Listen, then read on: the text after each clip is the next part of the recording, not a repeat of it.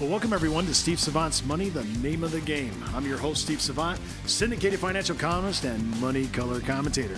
On today's show, the basic types of voluntary benefits. Part 2 in our series on voluntary benefits with nationally recognized voluntary benefit expert, Tim Martin. Welcome to the show, Tim. Thanks, Steve. Glad to be here.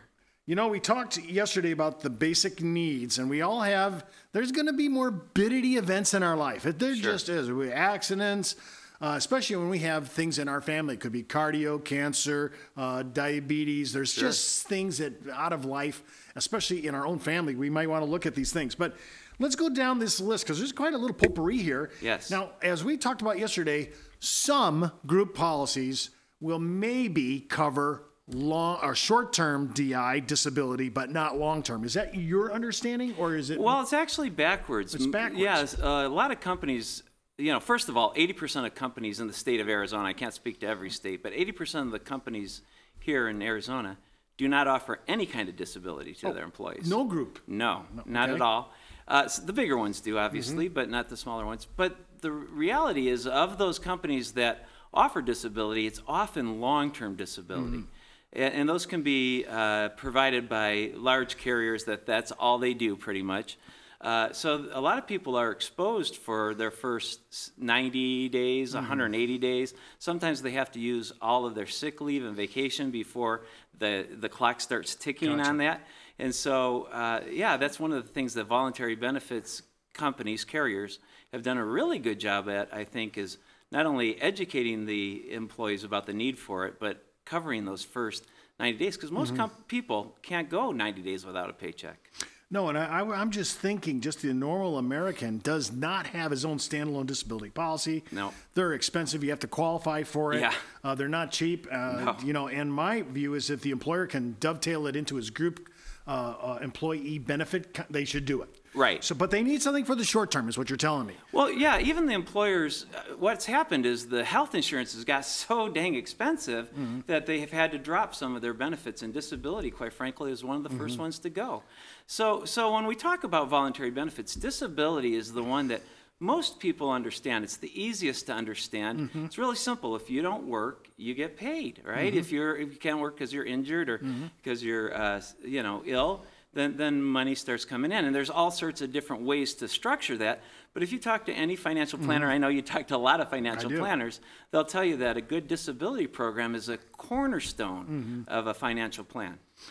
You know what? I know that people will have more disability events in their life than they'll ever have on dying with a life insurance contract. and yet, I do not see personal DI or personal disability in many of the portfolios that we review. Sure. Because either, again, they can't qualify for it or it's too expensive or whatever. So this is another option, buying voluntary benefits, right? That you can buy DI. Is short-term and long-term, both? Yeah. Well, it depends upon the carrier. They all have short-term. Some of them have long-term disability as well. It's so funny. You talk about people don't have that in their portfolio. People buy insurance on their phone, right? But they don't buy insurance on probably the most important asset they have, and that's their ability to earn an income. True. Well, let's move to number 2, accident. Now, this seems like a no-brainer, right? Okay, so we have an accident. Right. It doesn't matter what it is. Right. I can't work. Right. But you don't even have to be that injured. Really? Yeah, I don't want to cut you off there, but little things like my daughter breaking her arm, we talked about that yesterday, right? Talked about how that we received a check very, very quickly. My daughter wasn't working. She was 7, I think, at the time, right?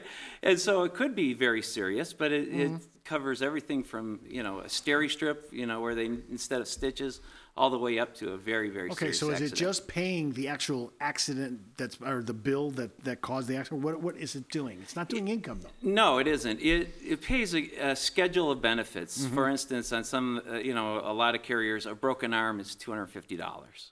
Okay? It doesn't matter whether you had great insurance and most of that was covered or you didn't have any insurance and you walked out with an $800 bill, it still pays $250 for that broken arm.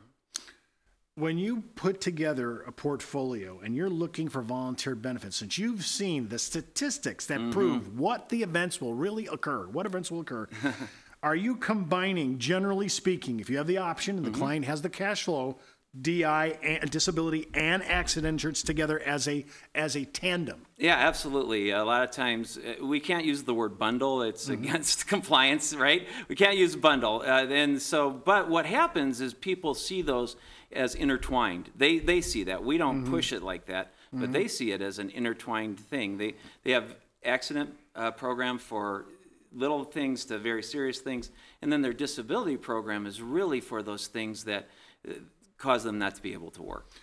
Okay, well, I kind of like my tandem expression then. And, absolutely. And I like correlated benefits. Yeah, absolutely. All right, let's go to critical illness. I don't want to get in trouble with compliance. No, absolutely. Okay, critical illness. This could be any critical illness. Now, if I have this, again, I can't stress this enough. If I have family history, this is a play here. Oh, absolutely. And quite frankly, they're very affordable.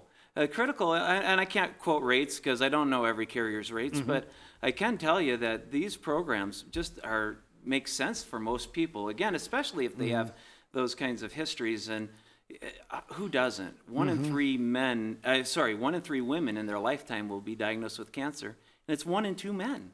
So this is not something that you're insuring against a lightning strike or something like that. These are real things that happen to real people all the time.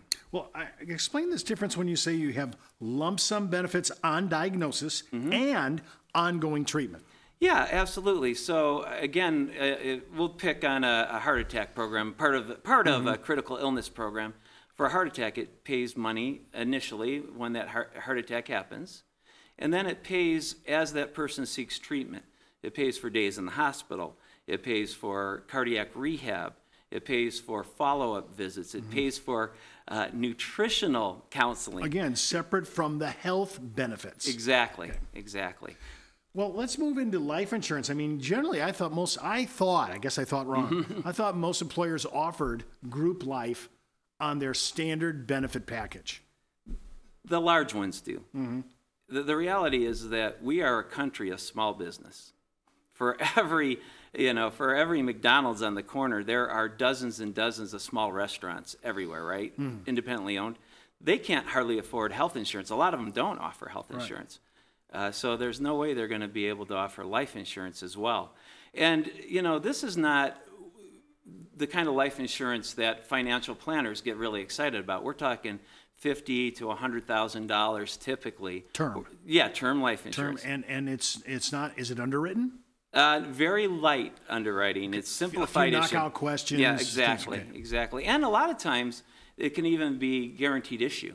If the carrier approves that and the group has enough participation, it'll be guaranteed issue.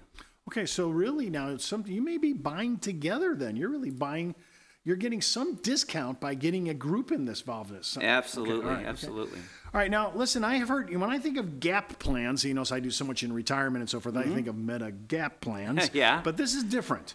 Talk to me about gap plan. What is a gap plan? We've already covered some of these ideas. What's a gap plan? Well, a gap plan is really designed just to cover the deductible. So if you have a $5,000 deductible, there are a few carriers out there that have a $5,000 benefit, maximum benefit. Now, deductible to my health. Yeah. So if I have a big deductible, $5,000 deductible, I'm going to pay some small monthly percentage, and I have no deductible. That's absolutely right. And what we're seeing is a lot of companies are electing, because their deductibles are raising, right? They'll come in and they'll put in one of these gap plans in there to help with that. Well, I'm just thinking of how to artfully construct your benefits. Maybe this is the way to go. I'll take the high group deductible plan and just figure out a gap plan to pick up my outlay of what I have to put out, because I still have those plans generally qualify for HSA accounts, home health savings accounts. So that might be the way to go. Yeah, but don't discount the need for the other benefits. Again, remember yesterday we talked about the reality is that it's not just the deductible. It's the lost time from work. It's the travel to special treatment centers. It's, all those kinds of things. Sometimes people fly across the country to go to Mayo or to MD Anderson. And they're picking all these expense loads up? Well, the contract, the program? The program is paying them cash directly, and then they can use that money for whatever they want. However they see fit. Absolutely. I like the option of that, by the way, and I love what you said yesterday, which is many of these benefits are delivered between 3 and 5 days after the fact. Absolutely. I mean, to me, cash on hand. Absolutely. I love that. Well, listen, don't forget to watch our next segment on the provisions of voluntary benefit policies, part 3 in our series on voluntary benefits. And keep in mind, before moving forward with any of the ideas on our show, always check with your tax consultant, legal counsel, or your financial advisor. You've been watching Steve Savant's Money, the name of the game.